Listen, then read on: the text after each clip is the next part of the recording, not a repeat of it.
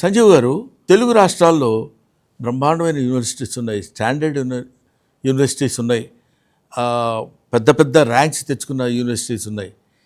ఇవి వదులుకుని మీ యూనివర్సిటీకి ప్రత్యేకంగా రావడానికి what are the specialities of your university?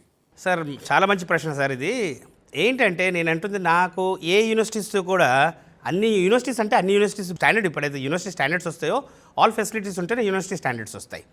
కానీ యూనివర్సిటీస్ అనేసరికి ఏమవుతుంది, 5,000 మంది నుంచి 20,000 మందిని స్టూడెంట్స్ని, అంటే I'm talking about the students, 5,000 to 10,000 వరకు ఒక్కొక్క యూనివర్సిటీ తీసుకుంటే, when the number increases, when there is a large number of students in a group in a university, వాళ్ళకి ఎప్పుడు చూసినా ఎడ్యుకేషన్ ఒకటే కాదు సార్.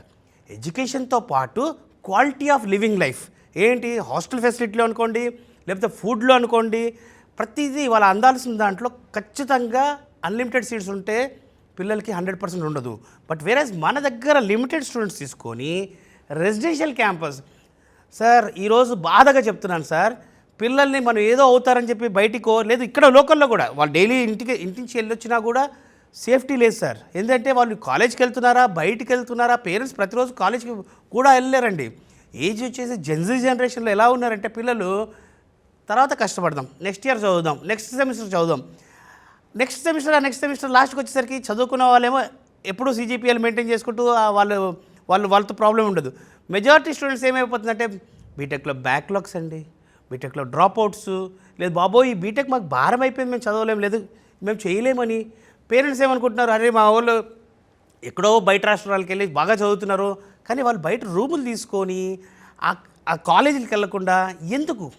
నా స్వార్థం ఏంటంటే, ఒక తెలుగువాడిగా 10 సంవత్సరాల నుంచి యూనివర్సిటీ నేను నమ్ముకుంది ఏంటంటే, మనం పిల్లల్ని పంపిస్తే ఫ్యామిలీగా ఫ్యాకల్టీస్ అందరు క్యాంపస్లో ఉండి, అంటే mother father even vice chancellor కూడా క్యాంపస్లో ఉంటారండి. మదర్ ఫాదర్ ఉంటే ఎంత జాగ్రత్తగా ఉంటుందో ఒక ఇల్లు, అంత సేఫ్టీ వైజ్గా ఫస్ట్ ప్రయారిటీ నేను ఇచ్చాను. సో మన యూనివర్సిటీలో సేఫ్టీ కన్సర్న్స్ చాలా ఎక్కువ ఉంటాయి. ప్లస్ లిమిటెడ్ స్టూడెంట్స్ ఎప్పుడైతే తీసుకుంటామో అందరికీ కూడా వాళ్ళకి రావాల్సిన quality of education, quality of living style, everything can be taking care. ఎవరైనా పిల్లలు ల్యాగ్ అవుతుంటే, if they are not able to cope up with their technical course, we can take care అండి.